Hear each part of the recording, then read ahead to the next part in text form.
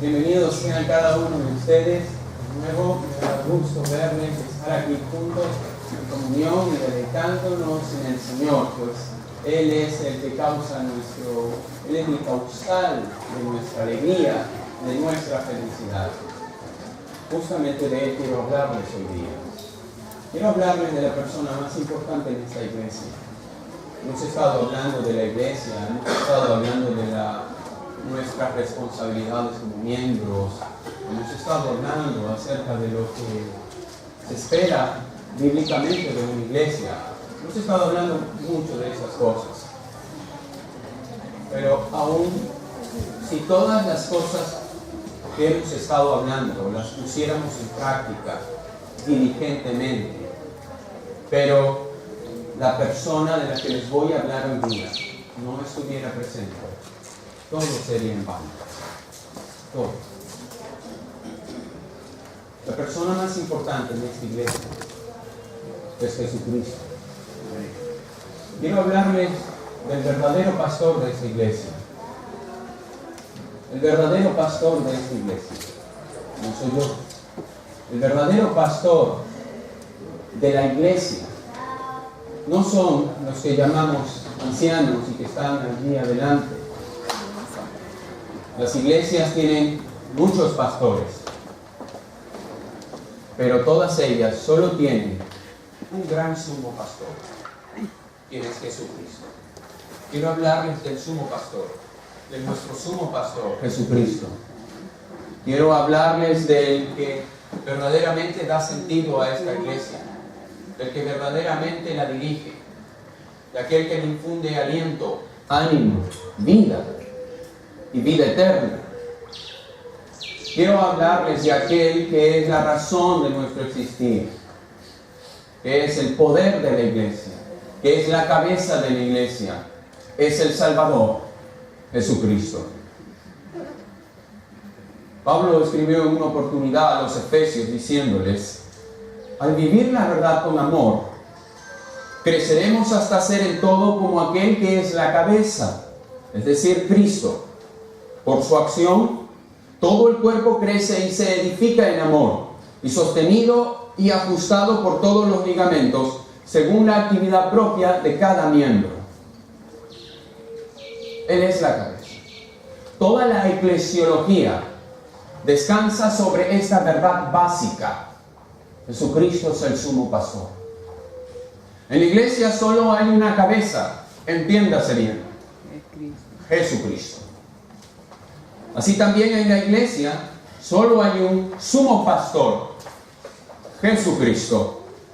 Hebreos 13:20 llama a Jesucristo así: el gran pastor de las ovejas, dice Hebreos 13:20. ¿Quiénes somos nosotros los que estamos adelante? Entiéndase bien, somos solo sus copastores, meseros que les sirven la comida que Él ha preparado para ustedes. Somos copastores. En ese sentido, si alguien te pregunta: ¿quién es el pastor de tu iglesia?, por favor no respondas con tu marchando: ¿quién soy yo? Es Jesucristo el pastor de esta iglesia, el sumo pastor de esta iglesia, Jesucristo. Los pastores fallamos, pero Él nunca fallará. Los pastores podemos decepcionarlos, pero el sumo pastor jamás. Los pastores podemos alimentarlos mal, pero el sumo pastor jamás. Por eso es que cuando la iglesia va mal, no es culpa del sumo pastor. Si una iglesia va mal, es culpa de los copastores, es culpa de los líderes, es culpa de los miembros o de quien sea, pero nunca del sumo pastor, Jesucristo. Ahora bien, lo que nos proponemos entender en este mensaje es la función de la cabeza, Jesucristo, a favor de su cuerpo, la iglesia. Así pues, veremos que Él es la cabeza, es el Salvador, es el sumo pastor, es el soberano, es el edificador y es el santificador. de la iglesia. Él es la cabeza, ciertamente que lo es. Nosotros debemos establecer y sostener la posición de que Cristo es la única cabeza legítima de la iglesia. Ningún hombre puede atribuirse ese título. Cristo es la cabeza de la iglesia y por lo mismo el único supremo legislador y gobernador de esta. Pues Colosenses 3:13 dice así, que leo para ustedes, Colosenses 3:13, el cual, o sea Dios en el contexto, el cual nos ha liberado de la potestad de las tinieblas y trasladado al reino de su amado Hijo. Note esa última parte, el cual Dios nos ha librado de la potestad de las tinieblas en la salvación, y el resultado obtenido es que nos ha trasladado al reino de su amado Hijo, quien es Jesucristo, señalando así que los cristianos están ya dentro del reino de Jesucristo en su aspecto espiritual. Colosenses 3:13 se refiere al reino divino, dentro del cual todos los creyentes han sido colocados como resultado de su nuevo nacimiento. El gobernante en ese reino es Cristo Jesús. Él es nuestro Rey y Señor.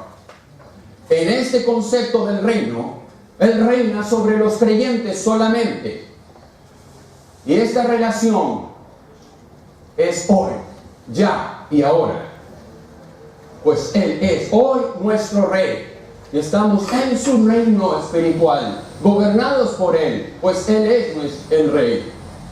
Veamos en la Biblia que Cristo es cabeza de todas las cosas. Pues en muchas partes de las Escrituras se menciona a Cristo como la cabeza. Por ejemplo, es el Señor del universo. No solo en sentido de su divinidad como segunda persona de la Trinidad, sino en su capacidad meritoria, pues fue por Él, a causa de Él, que fue y Él quien creó el universo entero, que por quien fueron hechas todas las cosas, por medio de Jesucristo. Él es la cabeza de todo, la autoridad máxima en todo. Pero en la Biblia Cristo es la cabeza en un sentido más especial. ¿Saben? Esto es en su autoridad sobre la iglesia como su cuerpo. La iglesia puede ser un cuerpo y es llamada así como un cuerpo. Los miembros del cuerpo pueden ser los que componen todos los creyentes. Pero ¿quién es la cabeza? Jesucristo es la cabeza de ese cuerpo. Con esta tiene una relación orgánica y vital. Sin cabeza no avanza el cuerpo. Sin cabeza no piensa el cuerpo. Sin cabeza no se mueve el cuerpo. Por eso decimos que Cristo como la cabeza tiene una relación orgánica y vital con el cuerpo, con nosotros, su iglesia. Declárese que Él tiene autoridad y gobierno sobre su iglesia. ¿De quién es la autoridad? De Jesucristo. ¿Quién gobierna su iglesia? Jesucristo. Esta jefatura de Cristo sobre la iglesia visible es la parte principal del dominio que le ha sido concedido como resultado de sus padecimientos por la iglesia. Su autoridad es sustentada por las siguientes razones. Siendo la primera, que Él fundó la iglesia en el Nuevo Testamento. Él es su fundador. Con razón, es la cabeza, pues. Él es el fundador de la iglesia. Mateo 16:18 nos deja claro eso, de manera que la iglesia, escuche, la iglesia no es una mera asociación de un grupo de gentes reunidas para llevar a cabo los intereses de los asociados, sino que es una asamblea llamada o convocada por su fundador para seguirle y servirle en los intereses que el fundador tiene pensado realizar por medio de su iglesia. No es meramente una asociación civil sin fines de lucro. Él es el fundador, legislador y gobernador de esta. Otra razón por la que Él merece es la cabeza, además de que Él es el fundador, es la que Él ha provisto de un único estatuto a su iglesia. Entiéndase por estatuto lo que el diccionario dice: conjunto de normas que rigen la organización y vida de una colectividad. Conjunto de normas que rigen la organización y vida de una colectividad. ¿Quién ha proveído el estatuto para su iglesia? Jesucristo, para que la vida y la organización de la iglesia se rijan sobre estos. Por eso Él es la cabeza. Debemos entender que los estatutos provistos para la iglesia no vienen de nuestros ejemplos de las asociaciones civiles sin fines de lucro, no vienen de nuestros grupos vecinales donde tomamos decisiones en conjunto, no viene de políticas democráticas, viene de Cristo. Él es el estatuto. Él es el que ha provisto el estatuto. De modo que cualquier pretensión de estatutos debe tener en consideración los principios bíblicos y teológicos que Cristo requiere para su iglesia. Cualquier otra pretensión de estatutos para imponerlo a una congregación debe ser considerado como contrabando y fraudulento o espurio. Además de esto, Él ha instituido 2 ordenanzas para ser practicadas por la iglesia. Por esto es lógico decir que Jesús es el legislador de la iglesia. Nuestra preocupación debe ser entender lo que Cristo ha legislado para su iglesia y no simplemente adoptar legislaciones de asociaciones del mundo y tomar y practicarlas aquí en la iglesia. Debemos entender principalmente qué es lo que Cristo quiere y cómo quiere que se hagan las cosas en su iglesia, que no necesariamente son como se hacen en las organizaciones civiles sin fines de lucro. Tercera razón por la que Él es la cabeza es que Él dio a la iglesia las doctrinas que deben ser enseñadas por medio de la Biblia. No lo que tú quieres oír, ni lo que yo quiero enseñar o predicar, sino lo que Cristo ha entregado en su santa palabra para que sea enseñado. Son estas doctrinas las que se debe predicar, porque así se estaría cumpliendo con lo que Cristo quiere para su iglesia. Porque Él ha dado las doctrinas que se deben enseñar en su iglesia, pues Él es la cabeza, Él manda. Él decide qué tema y qué temas se enseña. Y nos ha dado a los predicadores los temas, en un libro llamado la Santa Biblia. Tomar otro libro aparte de la Biblia es arriesgarse a predicar cualquier tema que no agrade a Cristo. Para que sus doctrinas sean enseñadas en la iglesia, dio a la iglesia hombres dotados por el Espíritu Santo para que les sirvan como oficiales de su iglesia. Y les confirió autoridad, de manera que pueden hablar y actuar en su nombre. Para que estos, pues, idóneamente enseñen al pueblo las doctrinas, las enseñanzas de Cristo. Otra razón por la que Él es la cabeza es que Él, como suprema autoridad, está siempre presente en la iglesia cuando ésta se reúne para el culto. Él está en medio nuestro en este momento. Entendiendo que Cristo es la cabeza de la iglesia, entonces asentimos que Él la gobierna, y Él la gobierna mediante su Espíritu Santo, porque Jesús físicamente no está con nosotros, pero sí lo está espiritualmente. En este sentido, diríamos que Jesús gobierna subjetivamente su iglesia por medio de su Espíritu Santo, quien está moviéndose en cada uno de nosotros. Pero también hay una forma objetiva como Él gobierna su iglesia local. Esta forma es por medio de la palabra de Dios como la regla de autoridad y práctica para su iglesia. Es la forma objetiva como gobierna su iglesia. Todos los creyentes están incondicionalmente comprometidos para obedecer las palabras del Rey. Así como Cristo es el único gobernante soberano de la iglesia, su palabra es la única ley en sentido absoluto. En consecuencia, toda pretensión de gobernar al margen de la ley de Dios, de las enseñanzas de Cristo, debe desecharse. Todo poder despótico, llámese líderes que gobiernan sin sujeción a las leyes, pastores que quieren hacer lo que se les da la gana o sus caprichos ministeriales al margen de lo que Cristo claramente dice que se debe de hacer una iglesia, debe rechazarse. Aún tipos de gobierno que no llevan la forma en la que en el Nuevo Testamento establece que se debe gobernar una iglesia, también deben desecharse. Todo eso debe considerarse, como lo dijo un gran teólogo, contrabando en la iglesia. Adviértase, ningún anciano puede gobernar al margen de la ley de Cristo. Y ninguna iglesia debe dejarse gobernar por procedimientos de gobiernos mundanos. Estemos siempre vigilándonos los unos a los otros para saber que estamos haciendo las cosas conforme al agrado de Cristo, como Él quiere ver las cosas en su iglesia. Una cuestión muy importante es tener en cuenta esto. Haciendo Él, pues, la cabeza y dejándolo establecido así, veamos que Él también es el Salvador de su iglesia. Él es el Salvador. Lucas capítulo 1, verso 69, describe a Cristo de esta manera. Lucas capítulo 1, verso 69.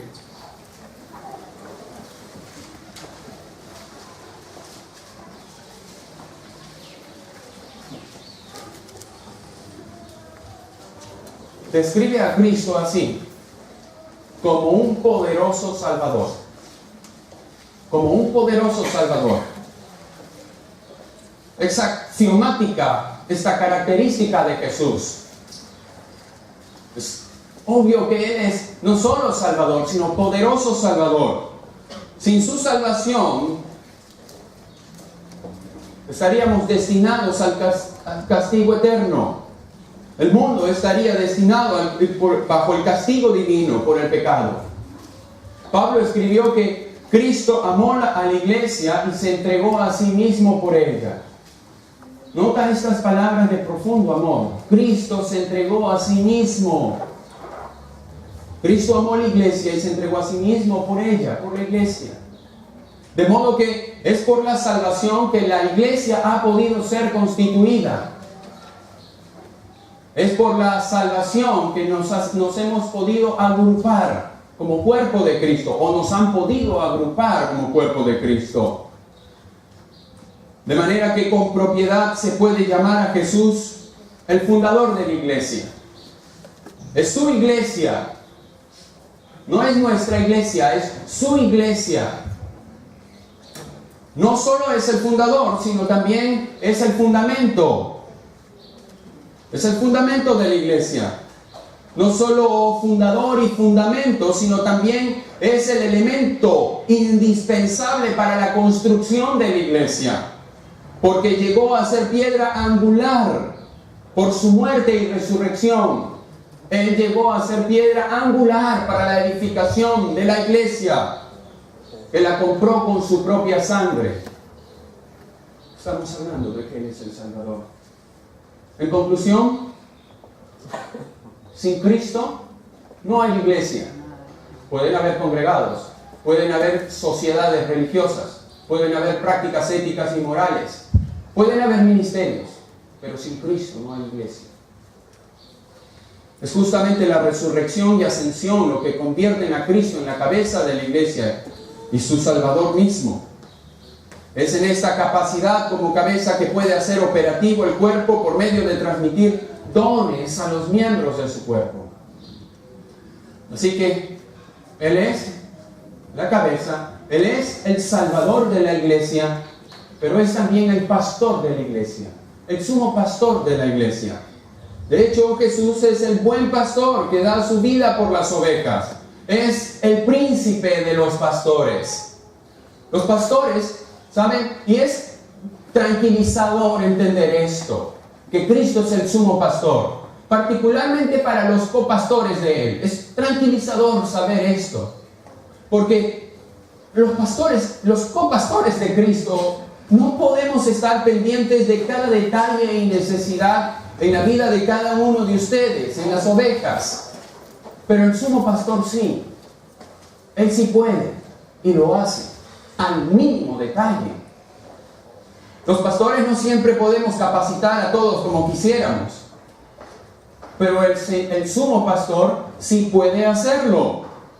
Pues de hecho, Hebreos 13:21 que dice que el gran pastor nos hace, y cito, aptos en toda buena obra para que hagáis su voluntad.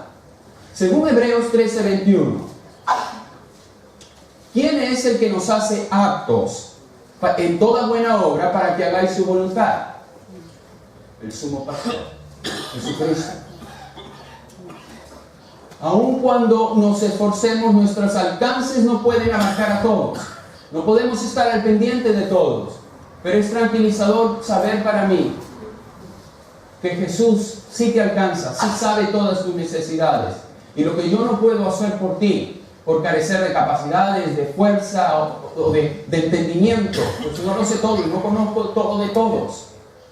Me es tranquilizador saber que Jesús, nuestro sumo pastor, sí lo sabe. Y Él puede atendernos a cada uno de nosotros mejor que cualquier pastor terreno lo pudiera hacer. ¿Confías en eso? Amén. Espera más de Él, por tanto, no tanto de los hombres, no tanto de mí, aunque estoy de lleno para servir con todo lo que Dios me ha dado. Pero tengamos siempre presente esa verdad. Él es, no yo, el sumo pastor. También el que pasemos por pruebas es parte de su voluntad, pues Él nos perfeccionará de esa manera. Tan amoroso es nuestro sumo pastor que va a permitir que pasemos por pruebas y dificultades. No te olvides de eso. Su palabra nos purifica. Juan capítulo 15, versos 2 y 3 dice así. Juan 15, 2 y 3.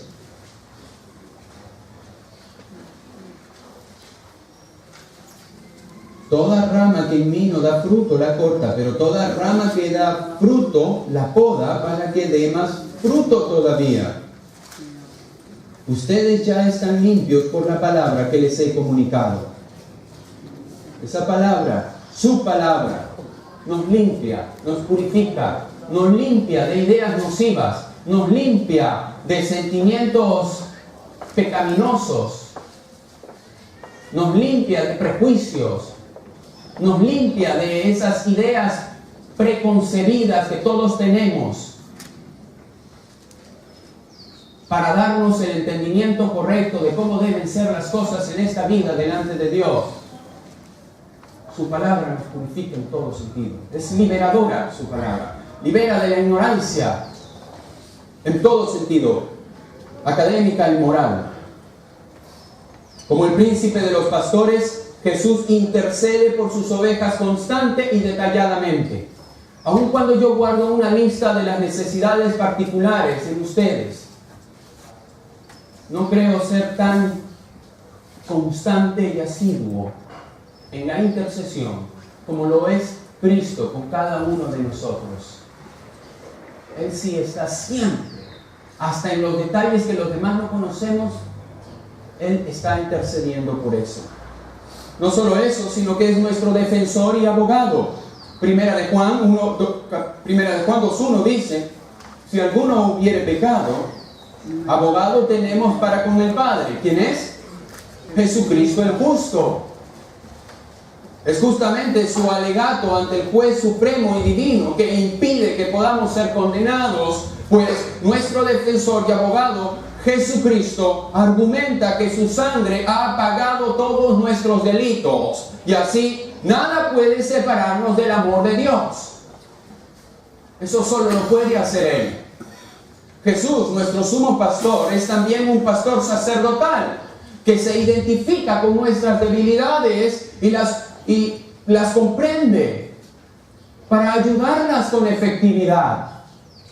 Yo no sé cuán hondo es tu dolor. Yo no sé cuán grave es tu necesidad. Yo no sé cuán intensos son aquellos sentimientos que tal vez te están aquejando hoy día. Pero Cristo sí lo sabe. Y Él quiere ayudarte. Es poderoso para socorrer a los que son tentados. Yo no sé en todas las áreas en las que somos tentados. No puedo poner una aplicación en cada mensaje para cada área de la vida. Pues ni terminaría el mensaje ni podría exponer la palabra si me dedicara a eso. Pero Cristo sí comprende nuestras tentaciones en las áreas en las que somos tentados, nuestras debilidades, e intercede por ellas y nos ayuda. Eso no puede hacer un pastor terrenal. A Él se da toda la gloria. Porque no tenemos un sumo sacerdote que no pueda compadecerse de nuestras debilidades, sino uno que fue tentado en todo según nuestra semejanza, pero sin pecado. Yo fui tentado en algunas de las áreas en las que tú has sido tentado, y también caí. Cristo dice, uno que fue tentado en todo según nuestra semejanza, pero sin pecado, nunca cayó. En conclusión, Jesús, como nuestro pastor, nos nutre, nos cuida y nos capacita para hacer su voluntad. Honremos solo al verdadero pastor, Jesucristo. ¿Amén? Amén. Él es el que está haciendo la obra en nosotros. Todos los demás somos solo mediadores. Nunca, jamás le des la gloria a hombre alguno.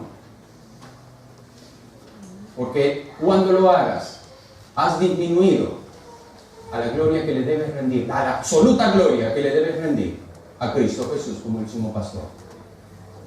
Si algún día te ayudé, o si te estoy ayudando en algo, si te estoy enseñando algo bueno, agradéceselo primero a Cristo.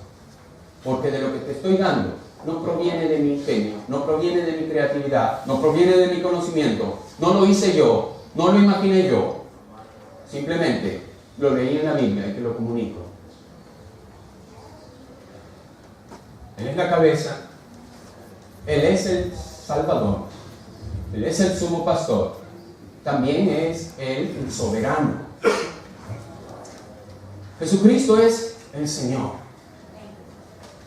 La palabra Señor del Nuevo Testamento es el término griego kurios. Kurios. Viene de una palabra relacionada que significa poder, fuerza, poder supremo y autoridad.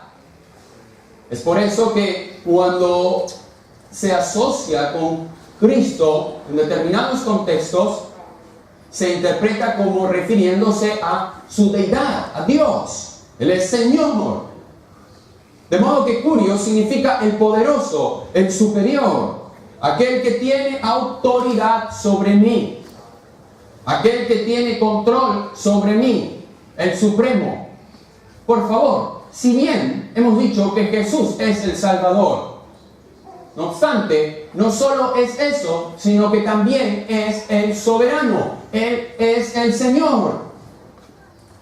Me temo que algunos ven a Cristo como el Salvador, el que los libró de la condenación, pero no andan en sus vidas reconociéndolo como Señor. Esto es inconcebible desde la perspectiva bíblica. Pues aquel que reconoce a Cristo Jesús como Salvador, lo está aceptando como el Dios que es, Señor y controlador, amo de nuestra vida. Justamente de allí que el término significa Señor, amo, soberano. A veces lleva la idea de propiedad, amo de ese púlpito, amo de tal propiedad, porque la persona que tiene el control sobre algo y que es soberano sobre algo, normalmente es el dueño de esa cosa. Yo soy soberano sobre mi cafetera, nadie toca mi cafetera. Y si vas a mi casa tampoco la vas a tocar. Soy soberano en eso. El Señor Jesús, sin embargo, Él es el amo. Él es el soberano de nuestra vida.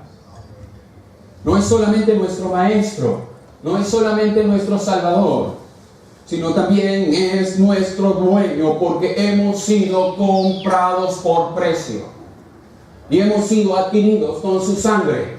No te perteneces a ti mismo, no eres dueño de ti mismo, perteneces a Cristo, eres dueño de Cristo. Ante Él respondemos. Luego el Señor manifiesta su soberanía en la iglesia de dos maneras. Gobierna su iglesia y enseña a su iglesia. Gobierna su iglesia en expresión de su soberanía. Como Señor de su iglesia, pues. De lo contrario, ¿qué clase de Señor es aquel que no puede gobernar su iglesia? En una iglesia donde hay rebeldía, anarquía, división y pleito entre los miembros, es una iglesia absolutamente rebelde, que ha dado la espalda al gobierno de Cristo. Pero si vamos a dejar que Él gobierne su iglesia, debemos sujetarnos a Él, porque no solo debemos dejar que Él gobierne, sino que Él debe gobernar, porque Él es Señor. ¿Saben? ¿Saben? ¿Quién realmente está a cargo de la iglesia cristiana bíblica Luz del Camino? Es Cristo Jesús, y no los líderes, no yo. Es Cristo Jesús quien está a cargo de esta iglesia. Recordemos que Efesios 5:23 dice que Cristo es la cabeza de su iglesia. Él manda. Podemos ver el gobierno de Cristo en su iglesia, por ejemplo, cuando Él interviene activa y espiritualmente en la purga de pecados de su iglesia, cuando ésta pone en práctica la disciplina. Cuando ésta pone en práctica la disciplina, Cristo está interviniendo activamente en su calidad de gobernante en la iglesia. Pues en este contexto justamente es que dice la Biblia, en donde estén dos o más congregados en mi nombre, he aquí, yo estoy en medio de ellos. El contexto es el tiempo de disciplina, no reuniones de oración. En ese momento Él está manifestando, o está comportándose como el gobernador de esta iglesia, cuando ésta pone en práctica la disciplina. También vemos claramente la participación de Cristo cuando, como dije, 2 o 3 testigos confirman el pecado de alguien en la iglesia. Eso se ve en Mateo capítulo 18, verso 20. Mateo 18, verso 20, donde dice: porque donde están 2 o 3 congregados en mi nombre, allí estoy yo en medio de ellos.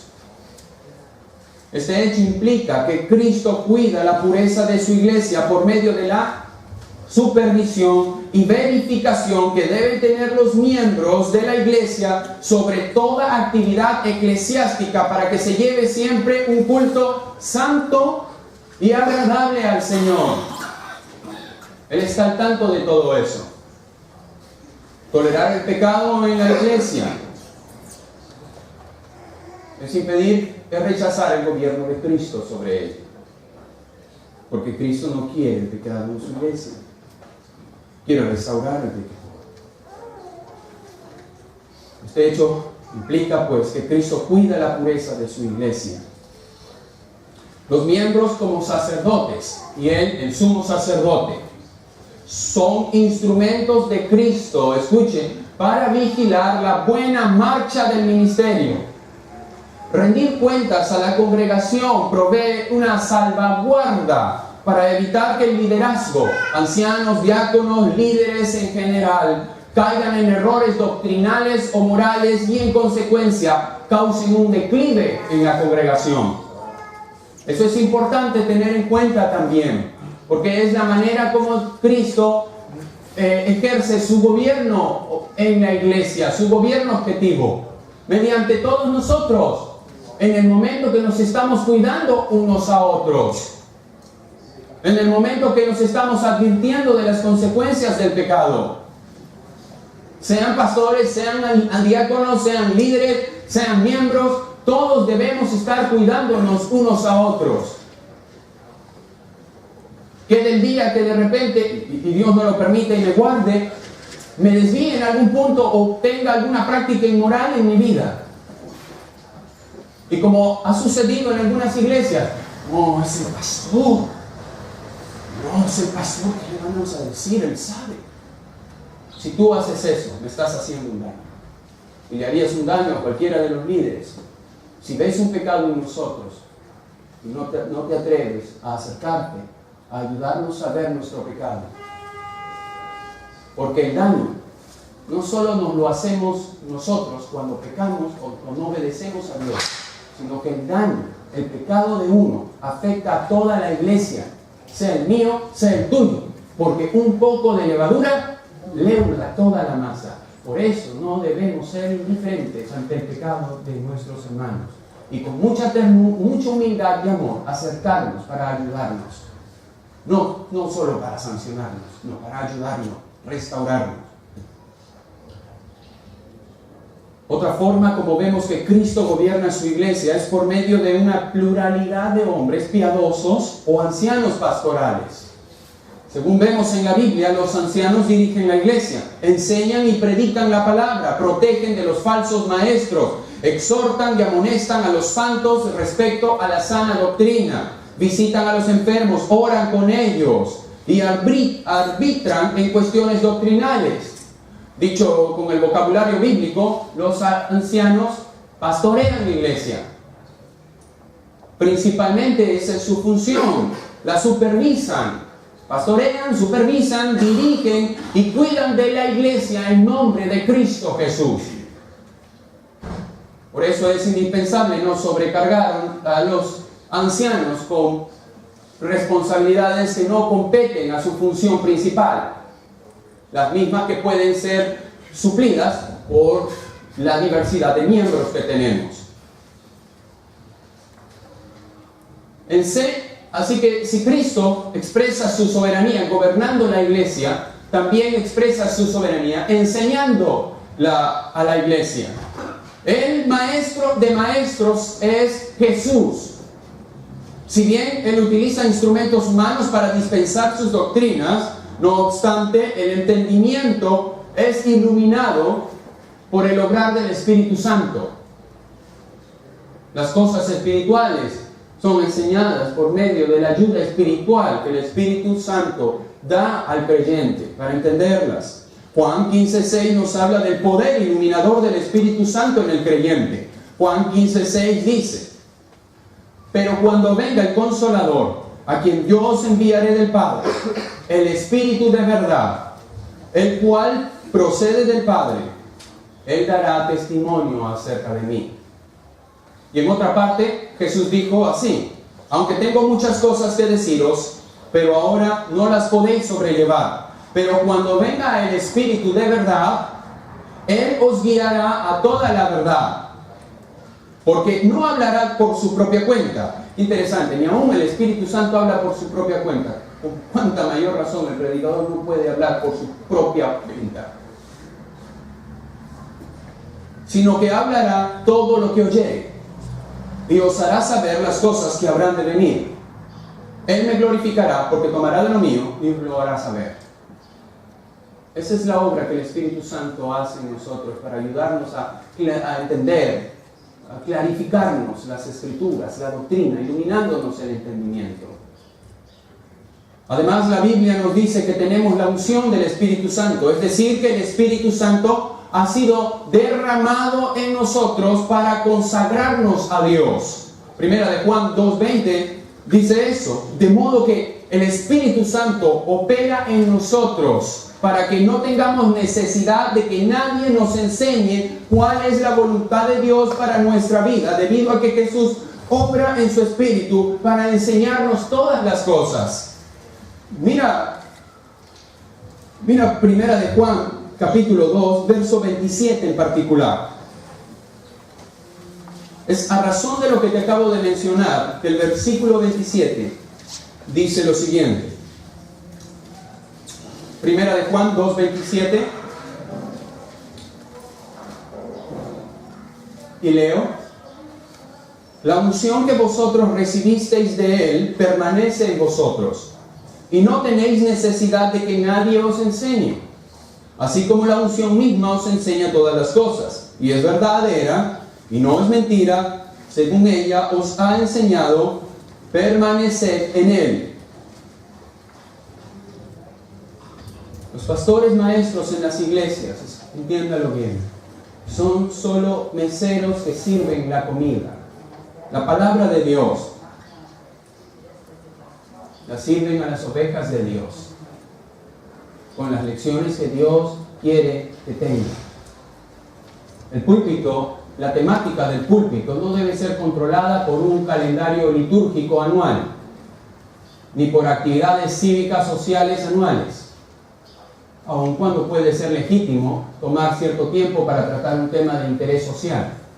Pero el púlpito exclusivamente está dedicado a declarar las palabras de Dios que Dios quiere que sus ovejas sepan, porque únicamente estas son las que van a darle la instrucción necesaria y aportar los nutrientes espirituales adecuados.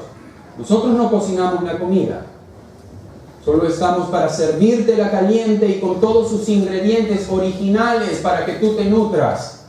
Pues así quiere vernos nuestro sumo pastor y gran maestro, Jesucristo. Así que, en resumen, Cristo gobierna su iglesia por medio de su palabra, de su Espíritu Santo y de maestros dotados por Dios para la enseñanza bíblica en su iglesia. Cuando la iglesia ejerce la disciplina, Cristo también está gobernándola. No solo Él es el soberano, el gobernador, sino que también Él es el edificador. Él es el edificador de la iglesia. En Mateo 16, 18 están registradas las siguientes afirmaciones de Cristo. Mira Mateo 16, 18.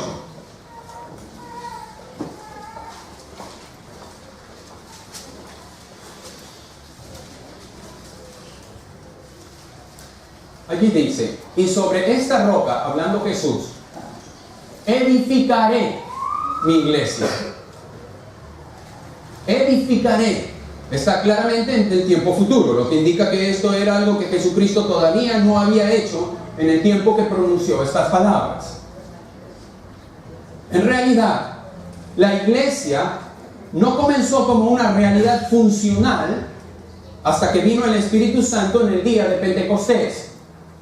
Pero el punto que quiero señalar es el hecho de que Jesús dice que Él edificará su iglesia. Hoy hay muchas filosofías de ministerio que centran la edificación de la iglesia o el crecimiento de la iglesia en metodologías, en programas y actividades. Aun cuando no desechamos programas, actividades y ciertas metodologías porque simplemente responden a una cuestión de orden, no obstante, cuando se espera que por medio de estas actividades la iglesia sea edificada, se toma el riesgo de olvidar quién es el verdadero edificador, que es Jesucristo, y que la edifica al ritmo, de la forma y con los pisos que Él quiere, algunas más grandes, otras medianas, otras chicas. ¿Quién ha dicho que todas las iglesias locales tienen que ser mega iglesias? ¿Dónde dice eso en la Biblia? ¿Dónde dice en la Biblia que todas las iglesias tienen que ser grandes, numéricamente hablando? Él la edifica como quiere, en la forma que quiere, con la gente que quiere. De hecho, en el libro de Hechos, valga la redundancia, leemos que Él añadía gente a la iglesia. El que añade gente a la iglesia no es tu campaña evangelística, es el Señor mismo.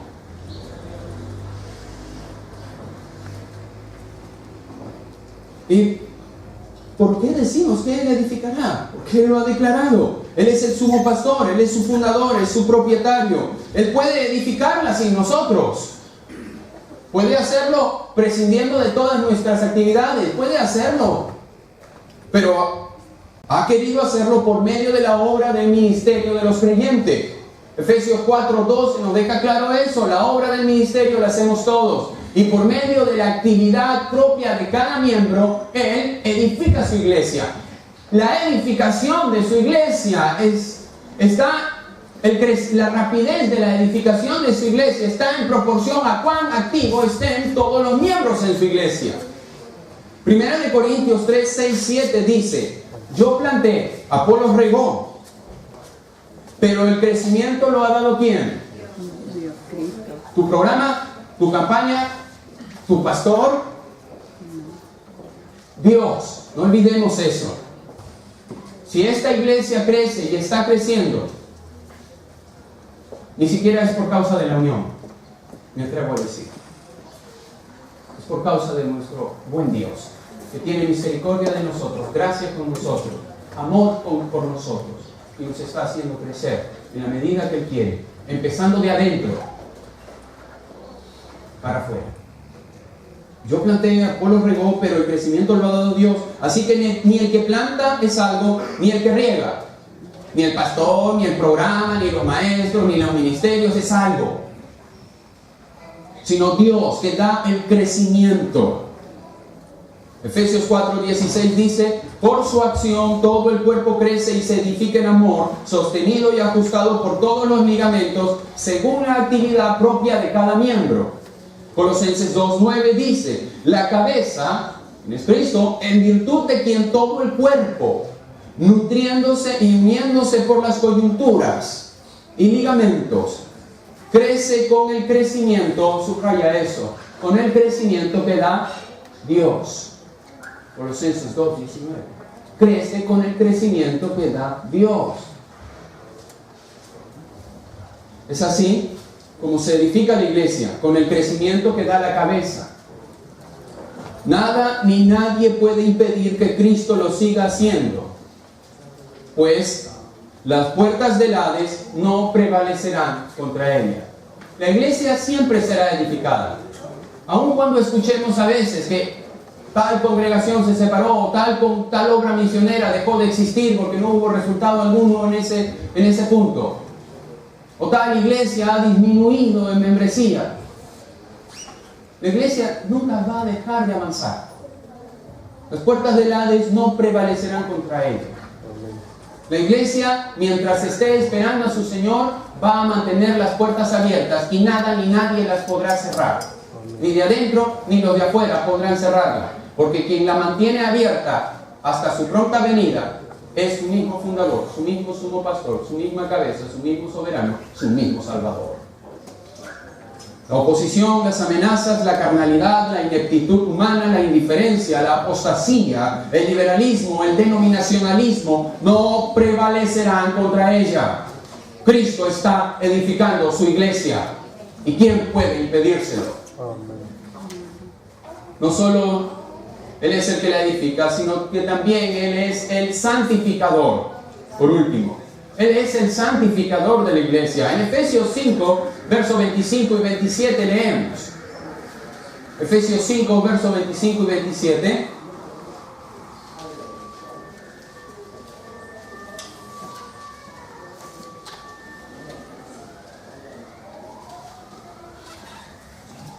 Cristo amó a la iglesia y se entregó a sí mismo por ella, para santificarla, habiéndola purificado en el lavamiento del agua por la palabra, a fin de presentársela a sí mismo una iglesia gloriosa, que no tuviese mancha ni arruga ni cosa semejante, sino que fuese santa y sin mancha.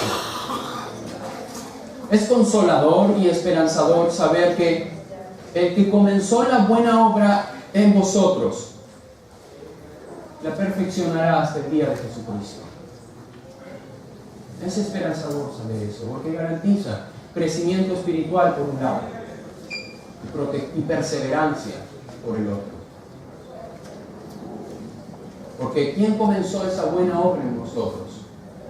Jesucristo. En Hebreos 13:21 dice que Dios os haga aptos en toda obra buena, para que hagáis su voluntad. ¿Quién nos hace aptos en toda buena obra para que hagáis su voluntad? Él, haciendo Él en vosotros lo que es agradable delante de Él por Jesucristo, al cual sea la gloria por los siglos de los siglos. Amén. Como un pastor veterano dijo, es muy consolador saber que Cristo no nos ha dejado con la responsabilidad de edificar su iglesia. Algunos piensan, necesitamos un pastor para crecer. No, perdón, yo no voy a edificar, yo no te edifico, en el sentido de que estamos hablando. Porque ese tipo de edificación es prerrogativa de Cristo. Es Cristo quien nos edifica. A mí me consuela saber que lo poco que yo puedo hacer por ustedes como vuestro siervo, únicamente, lo completa y compensa la obra de nuestro sumo pastor, haciendo todo lo que humanamente yo no puedo hacer por ustedes. Él sí puede hacerlo. Y eso a los pastores nos tranquiliza, nos ayuda a no desesperarnos y a no pensar, ¿cómo va a ser? ¿Cómo le va a ir? ¿Ahora qué más puedo hacer? Están en las manos de Cristo. Cristo es nuestro sumo pastor y Él nos edifica. Como pastor joven que soy, es para mí un privilegio poder ser un instrumento de Jesús para servir y edificar a su iglesia. Para mí no hay nada más maravilloso, emocionante, glorioso y satisfactorio que ser parte de lo que Cristo está haciendo para la edificación de esta su iglesia. Y esto para su propia gloria eterna. Mi vida laboral y ministerial encuentra total realización y placer en servirles a ustedes.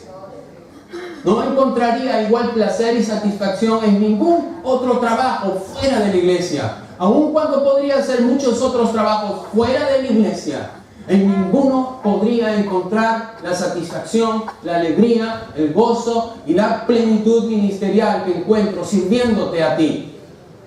Porque es servirle al Señor en lo que Él me ha llamado a hacer. Y lo mismo cada uno de nosotros sirviéndonos. En conclusión, la iglesia debe mirar a Jesús como su cabeza para obtener la vida, la doctrina y un modelo para su ministerio. La iglesia recibe toda su vida de Él, pues separados de Cristo no hay iglesia. Él no es meramente la fuente de autoridad de la iglesia, Él es la fuente de la vida misma de este organismo vivo que llamamos la iglesia, el cuerpo de Cristo, en donde Él es la cabeza. Por tanto, y ante todo lo dicho, debemos declarar que Cristo Jesús, nuestro Señor y Salvador, sea alabado y glorificado por todo lo que sucede, se hace y se hará en esta iglesia. ¿Qué dicen ustedes? ¿Amén? Amén. Amén. Pongámonos en pie, por favor.